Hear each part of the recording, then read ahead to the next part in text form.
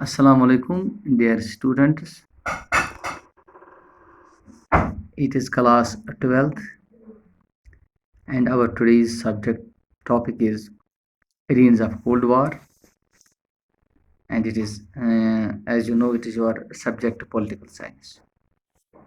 तो जैसा कि हमें मालूम है कि कोल्ड वार के मतलब हमने बहुत जानकारी भी हासिल की, तो अब हमें ये पता चलना चाहिए कि एरियंस ऑफ कोल्ड वार जो है इसका एक्चुअल मीनिंग क्या है और इसके मतलब पूरा ये जो हमें अंडरस्टैंड करना है ये है क्या। Actually areas of cold war अगर मैं आपको बताऊं, it refers to areas where crisis and war threaten to order, यानी कि उन तमाम जो इसके एरियाज है, जो इसका हदूद है, ऐसे क्राइसिस एंड वार को एक किस्म का थ्रेट दे रहा है, लेकिन वार नहीं हो रहा है।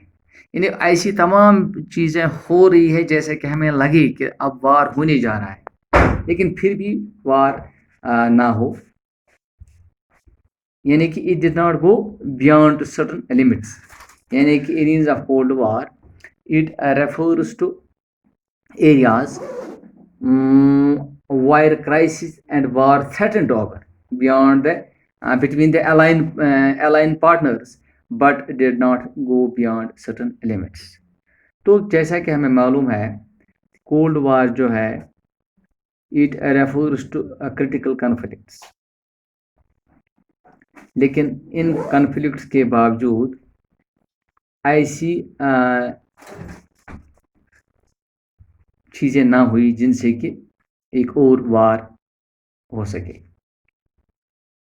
तो बहुत सारी एरियाज इसकी है कोल्ड वार की, जैसा कि सुपर पावर्स जो है फिर भी ये डायरेक्ट कॉन्फ्लिक्ट होने से कतरा रहे हैं। जैसे कि हमें मालूम है कि बहुत सारे कन्फ्रंट्रेशंस हो गई, जैसे कि कोरियन कॉन्फ्लिक्ट 1950 से 53 तक, इसी तरह बर्लियन कॉन्फ्लिक्ट हो गया 1958 से 62 तक, कांगो कॉन्फ्लिक्ट या क्यूबा कॉन्फ्लिक्ट, वियतनाम का मसला, अफगानिस्तान का मसला जो कि ताज़ा ही हुआ, एंड सो ऑन। तो कभी कभी ये क्राइसिस इतनी बढ़ गई कि हमें लगा कि अब वार होने जा रहा है पूरी तरीके से, लेकिन फिर भी it did not go beyond certain extent.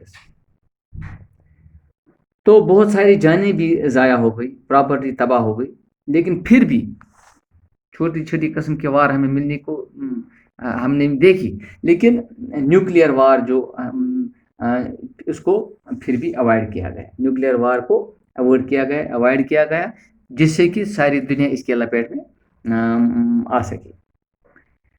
Huge military buildup भी हुआ, ब्रेक डाउन ऑफ कम्युनिकेशन भी हो गया, कभी कभी मिसअंडरस्टैंडिंग और कन्फ्लिक्ट बहुत सारी हो गई। तो इन सारी क्रिटिकल सर्कमस्टेंसेस जो बन गई, तो कंट्रीज जो आउटसाइड द ब्लॉक्स, जैसे कि जो ब्लॉक दोनों ब्लॉक्स के साथ नहीं थी, जिनको हम नॉन अलाइनेड कंट्रीज कहते हैं, इन्होंने एक तरह से इम्पॉर्टेंट रोल ही इसमें अदा किया। इन्होंने रिड्यूस टेंशन किया, या जो डायरेक्ट वार हो सके उसको भी बचाया मुख्तलिफ स्टेट्स में। जैसे कि एक एग्जांपल हम दे सकते हैं हमारे अपने प्राइम मिनिस्टर पंडित जवाहरलाल नेहरू, जिसने कि एक इम्पॉर्टेंट रोल किया इन मीडिएटिंग बिटवीन कोरियन क्राइसिस जो है, इसमें हमारे प्राइम मिनिस्टर जवाहरलाल नेहरू ने एक खासा रोल ही पैदा किया, पूरा किया। इस तरह से कांगो क्राइसिस जब हो गई तो यूएन जनरल सेक्रेटरी इसने एक इम्पॉर्टेंट रोल किया इसको ठंडा करने में। तो इसी तरह से बहुत ऐसी सारे चीज़ें हो गई जिनमें मुख्तलिफ वक्त पे मुख्तलिफ जो मुख्तलिफ अहदेदार थे या मुख्तलिफ कंट्रीज थे, उन्होंने इसको काम किया।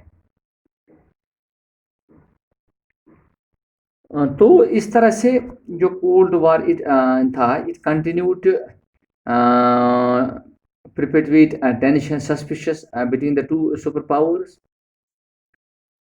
So it led to them arm themselves and be ready for war continuously.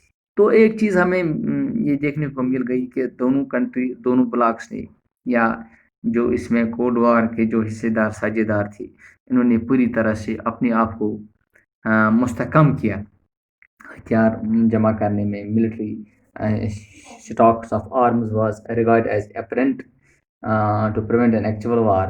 سو اس طرح سے دونوں نے اپنے آپ کو پوری طرح سے مستحکم کیا. لیکن بعد میں کئی ایسی چیزیں بھی ہو گئی جن سے کوئی ایسی شرط و شرائط یا جس کو ہم ٹریٹیز بھی کہتے ہیں ان میں ہو گئی تو جو تو تاکہ یہ اوائڈ ہو سکے. So these included limit test ban treaty یا نیوکلیئر نان پرولیفریشن ٹریٹی یا اینٹی بیلسٹک میزائل ٹریٹی. تو سیورل نیگوسیشنز بھی آپس میں ہو گئی. سو سیورل ٹریٹیز پہ سائن ہو گیا اور اس طرح سے نیوکلیئر جو ایک دوسرے کا نیوکلیئر وار جو ہونے جا رہا تھا کبھی کبھی یا ایسا بھی لگا کہ اب ہو جائے گا تو لیکن اس کو اوائڈ کیا گیا. تھینکس. Okay see you.